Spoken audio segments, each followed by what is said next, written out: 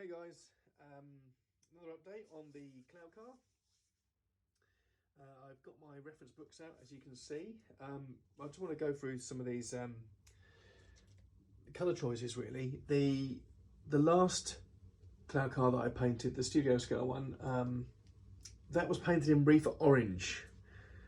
Now, that's Reefer Orange. Now, you can just see from the different pictures in the books how drastically it changes. Here is the, what's this one? Is this the latest one? I'm not sure if this is the second. Yeah, this is the later, the more modern edition of the Chronicles book, which is becoming quite hard to pick up now. And in this, you can see that the pictures are very light, as if, I mean, that looks like it's been taken with a flash, or at least with a decent light, or harsh light, shall I say, over the model, which really gives it that look of, you know, possible Reefer Orange. Then you go down to sort of the Sculpt in the Galaxy book, which is again a great book, but it's, you know, this book mainly has one sort of lovely big picture as opposed to many other smaller pictures that show detail, but you can get a good sense of the colour there, but it's more rich, and that's hinting towards the 1980 SP Scarlet. Could be that one.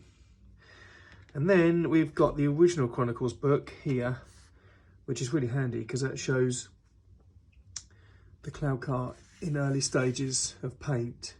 I mean, that's a great photo, that one. Again, old pictures are really difficult to tell. It's much better to go to, I mean, if you can get yourself to the archives, yeah, head on over to the archives and quickly take a picture.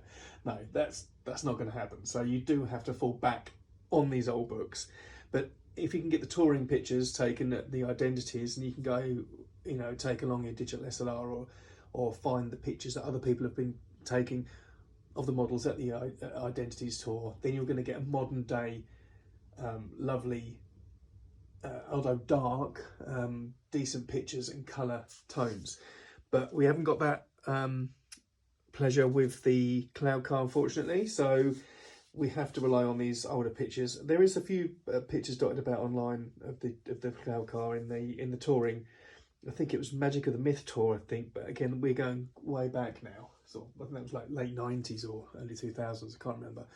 So those pictures again aren't going to be perfect, but these are a good starting base to work from. So I'm either going to go with Reefer Orange or SP Scarlet for the base. I went with Reefer Orange on the last one and it looked right, but this SP Scarlet seems, you know, that could be interesting to try that. I'll do some test scraps and find out. So these are handy, these little pictures here in the original Chronicles, because I say, because that shows the Cloud Car in early construction, early paint work with a base coat applied. It hasn't got the panels on, so that's a good picture, that one. The areas around the cockpit, these, I think Lee Ralph was the first to notice that they were boxcar.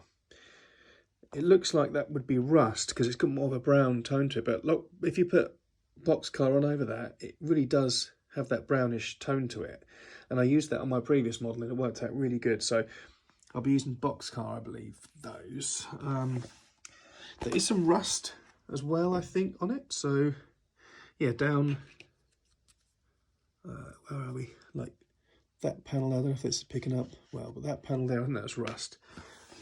Or I could be wrong, it could be, the whole thing could be rust. It's just a way of just testing it out on scrap, because I've sold the original model, so I don't know where that's, well, I haven't got that to play with, so I can't use that as ref. So I am falling back now on these ref pictures and trying to remember what I did with the last one. But yeah, we're getting there. It's just, this is the fun process for me, and I love finding pictures like that show the pilots. So you know, I can work out that's just like an off-white with some. I'm gonna go. What am I going to go with that? think I used Boxcar again for the red on them. I can't remember. Let's have a play. And then what was the other picture? Oh, I can't remember. But these 3 books are the ones that I'll be using.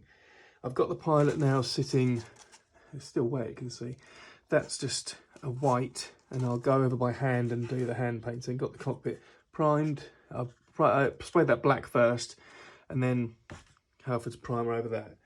I think that was SP Dark Lark I think I used last time for the cockpit. So yeah, it's happening. Thanks guys. Okay, so we have a Pilot painted. There's not much to it really. 3 colours. So the body was just an aerosol in white I had. Probably most likely it was Reefer White, but I just thought out of these, I just gave that a quick blast with some white that I had. The shoulders or anything that's sort of red on it was done by hand with the 75 Boxcar red. The tub itself was SP Dark Lark, I think. The face was painted with flesh, and that was enamel over acrylics. That was fine. The acrylics dry really quick, so that wasn't an issue, having the paint being affected by that. What else? Oh, there's some little silver.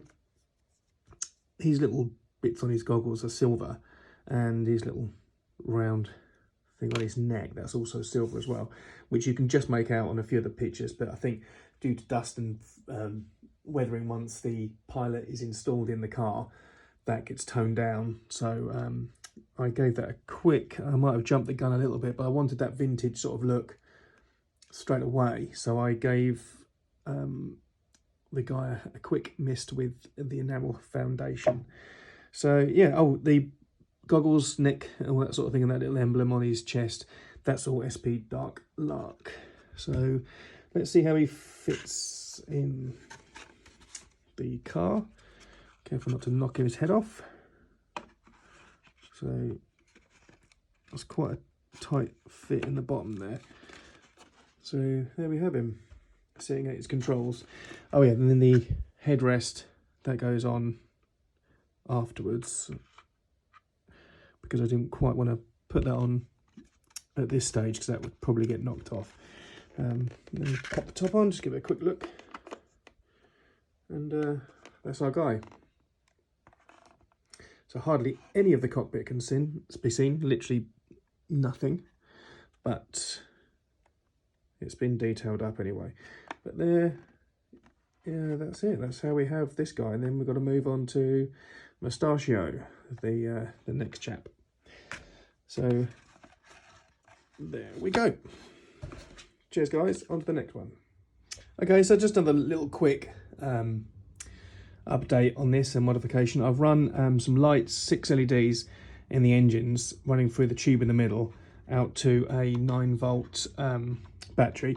Unfortunately, this battery's really low and they look pretty dull, the lights, but they're on and they're in there. So this battery is literally dead, but at least I know they're working. So this was not any request of the customer. He didn't want this, but I just thought the battery can be hidden in there, and then there's these parts underneath that I can magnetize and just stick underneath, and when it's on its stand you can just pull them off.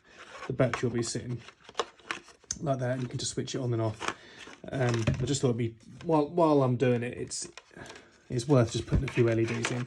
They'll probably never get turned on, and it's pretty pointless, but they're in there. Okay, so I've come across my first snag with this this kit. There isn't many snags. It's just something that needs to be addressed and taken care of before you sort of button it all up. Let me just take that off. The way the top and bottom close, it sits very snug in there, and at the front you can see there's on the nose there's a gap. Don't know if you can make that out. So around where it meets it here, there's a gap. So I spoke to Lasse and he said that the masters were absolutely fine. It's just when you cast these, sometimes you come across some sort of shrinkage, and well, I don't know if it's shrinkage, but characteristics in the casting process creates these sort of issues. It's not really a massive issue at all.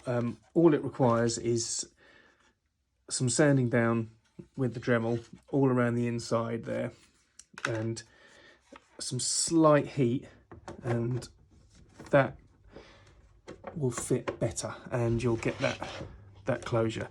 So with a squeeze I can get that closed, and that's solved the problem. So when it comes to button it all up, I'll heat this up ever so slightly just under here with the pilot in and everything, and close it up with some super glue, hold it in place, and that should hopefully address that small issue. And really with a kit this big, and you know, parts that are cast in such a large way, I'd be surprised if there wasn't some sort of slight warping or anything. But to look at it, it's perfect. It's just when you close it up, there's that slight issue, but it is a slight issue. It's not really I mean, it's 5 minutes with a Dremel, if that, and you've sorted it. But just be aware of that slight issue when you're building it. But yeah, give it a coat of primer, and then another update. Okay, so here we have it sitting in primer. I've still got some other bits to prime, but I just thought I'd give you an overview of how big it is. It really is a lovely size, and with a coat of primer on, just looks beautiful. I'm going to go with the SP Scarlet, 1980 SP Scarlet.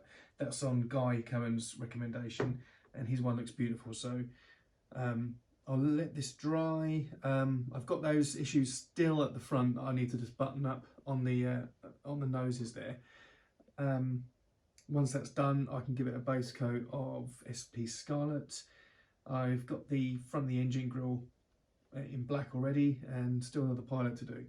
But apart from the only issue is that little nose bit at the front, and if that's all you can find in this kit, you know, you've got yourself a really good model here. So yeah, this is really starting to take shape, especially now I've got the mount on and everything, and got it looking like a cloud car.